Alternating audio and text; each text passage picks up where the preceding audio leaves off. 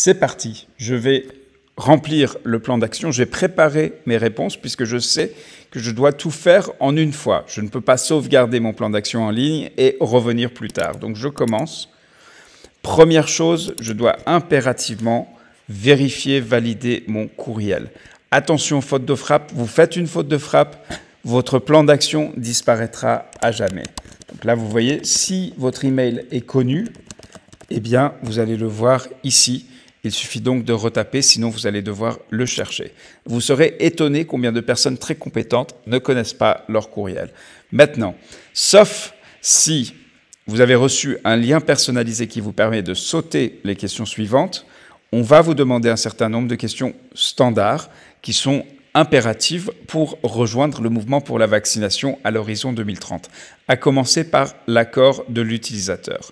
Donc vous lisez attentivement, hein, et si vous n'acceptez pas, bien sûr, eh bien, malheureusement, vous ne pourrez pas rejoindre l'hackathon du plan d'action. C'est votre choix. Donc, j'accepte. Ensuite, deuxième question clé, votre responsable hiérarchique, votre chef, est-ce qu'il est d'accord avec votre participation? De nouveau, si vous répondez non, eh bien, nous exigeons que vous ayez son accord parce que le but, c'est de vous aider en accord avec les directives et les politiques de votre pays. Donc, on ne vous souhaite pas vous voir vous engager en l'absence de soutien de votre hiérarchie. On va s'appuyer sur les conseils de l'Organisation mondiale de la santé. Ces conseils sont traduits dans les directives de votre pays. C'est vous qui êtes pleinement responsable. Donc, assurez-vous d'avoir cet accord. La première étape, ensuite, c'est de signer le serment du scolar. Le scolar, c'est l'apprenant, c'est le participant, c'est le membre du mouvement pour la vaccination à l'horizon 2030.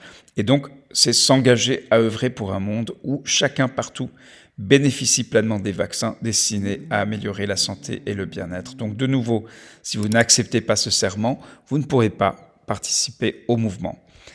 Troisième engagement qu'on vous demande, c'est en matière de confidentialité. Donc, vous engagez à respecter la confidentialité selon les règles de ce qui s'appelle Chatham House. Ça veut dire, vous ne citez pas les personnes, l'organisation ou le pays lorsque vous partagez des informations provenant du mouvement.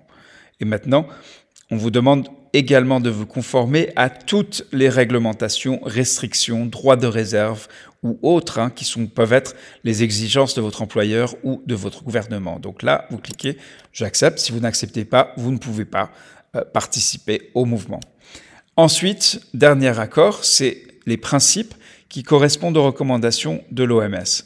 Et là, donc, ce sont des principes simples, mais si vous contestez ou vous avez des idées sur les vaccins, vous voulez en débattre, le mouvement n'est pas le lieu pour le faire. Donc, on vous demande d'accepter cet engagement et évidemment, tout accord, tout désaccord ou déviement de ce qui est inscrit, vous ne pourrez pas participer au mouvement. Voilà, donc on a fini avec les clauses d'accord obligatoires et maintenant on arrive aux informations personnelles. Donc tout d'abord, est-ce que vous êtes un homme ou une femme? Donc dans mon cas, je suis un homme. J'inscris ma date de naissance, vous inscrivez la vôtre. Donc c'est le jour, vous n'inscrivez que des chiffres, donc n'essayez pas de mettre mars, vous ne pourrez pas. Donc vous inscrivez que des numéros. Et après, donc là, vous inscrivez bien sûr votre date de naissance. C'est pour permettre de vous retrouver, de vous identifier. Il y a des personnes qui peuvent avoir des homonymes, des personnes qui ont le même nom. Donc, c'est la date de naissance qui va permettre de les différencier. Le numéro WhatsApp, il y a deux étapes. Donc, d'abord, vous sélectionnez le drapeau de votre pays. Donc, moi, je vais donc choisir la Suisse. Et après, donc, je vais inscrire donc voilà, un numéro de téléphone suisse. Et vous allez inscrire, par exemple, si je suis de, je sais pas moi, du Burkina, eh bien, voilà, vous choisissez Burkina et ensuite, vous choisissez le numéro. Vous inscrivez votre numéro local. Voilà donc comment... Ah, d'accord, donc là, voilà. Donc en fait, il y a une vérification des numéros. Donc là, je reviens à la Suisse où je suis plus sûr de voir juste. Voilà. Donc... Après, on vous demande d'accepter que votre numéro et votre email vont être partagés avec les autres participants, les autres membres du mouvement. Cela est nécessaire pour les activités. Donc, de nouveau, si vous dites non, eh bien, vous ne pourrez pas participer au mouvement. Voilà un petit peu les étapes indispensables. Après, on vous demande à quel niveau de la pyramide de santé vous travaillez. Donc, on va dire, je travaille en établissement de santé. Dans quel pays? Eh bien, donc toujours en Suisse. À quelle organisation? Donc, je travaille pour le ministère de la Santé, mais vous voyez d'autres choix qui s'affichent. Je suis personnel à temps plein. J'ai, voilà, on va dire 16 ans et plus d'expérience. Je suis un agent de santé communautaire. Donc, vous cocherez bien sûr les cases qui vous correspondent. Là, je donne des exemples. Donc, n'essayez pas de faire exactement comme je fais. Faites bien pour vous. Et c'est là où on a terminé avec les questions obligatoires sur qui vous êtes, pour comprendre un petit peu quelle est votre situation, où vous travaillez. Et là, on entre dans le développement du plan d'action.